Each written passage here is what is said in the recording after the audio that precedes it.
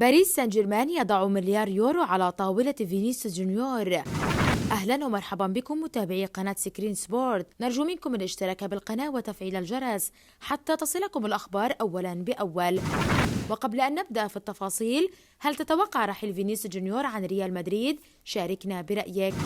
كشفت تقارير صحفية فرنسية عن عرض خيالي يجهزه باريس سان جيرمان لإغراء جناح ريال مدريد فينيسيوس جونيور، وصحيفة ماركا تؤكد على أن النادي الفرنسي أصر على مقابلة اللاعب البرازيلي. وكشفت تقارير صحفية عالمية اليوم أن باريس سان جيرمان الفرنسي قدم بالفعل عرضا مغريا للبرازيلي فينيسيوس جونيور جناح ريال مدريد الإسباني للانتقال إلى نادي العاصمة الفرنسية عام 2024. وبحسب صحيفة ماركا الإسبانية فإن باريس سان جيرمان طلب من فينيسيوس جونيور منذ تشرين 2 نوفمبر الماضي عدم التجديد مع الريال، وقدم له عرضا وصف بالسخي بواقع 40 مليون يورو صافي في السنة، وهو 4 أضعاف راتبه الحالي. وتابعت ماركا أن المحادثات تضمنت وعودا بمكافآت كبيرة في حال الانتقال، إضافة إلى عدد من الفرص التجارية في قطر. وأكدت على أن فلورنتينو بيريز على دراية بالأمر، وهو ما تحدث عنه في المقابلة إلى برنامج الشرينجيتو الإسباني الشهير، لكن من دون أن يذكر اسم النادي الذي يسعى خلف جونيور. وأكدت ماركا على أن باريس سان جيرمان يحاول بكل الوسائل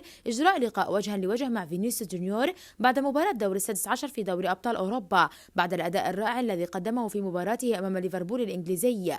وخطف النجم البرازيلي الشاب لنادي ريال مدريد فينيسيوس جونيور رقما فريدا خلال مواجهة ليفربول الإنجليزي في ذهاب ثمن نهائي دوري أبطال أوروبا في معقل الريدز ملعب أنفيلد. وأعلنت شبكة أوبتا للإحصائيات أن فينيسيوس جونيور بعمر 22 عاما و224 يوما بات ثاني أصغر لاعب يسجل في 3 مباريات متتالية لريال مدريد في دور الأبطال بعد راؤول غونزاليز في كانون الأول 1999 بعمر 22 عاما و163 يوما. وأشارت تقارير صحفية أخرى إلى أن باريس سان جيرمان مستعد لكسر الشرط الجزائي للجناح البرازيلي جونيور في حال وافق على عرض الفريق الفرنسي والذي يبلغ مليار يورو مع الفريق الملكي.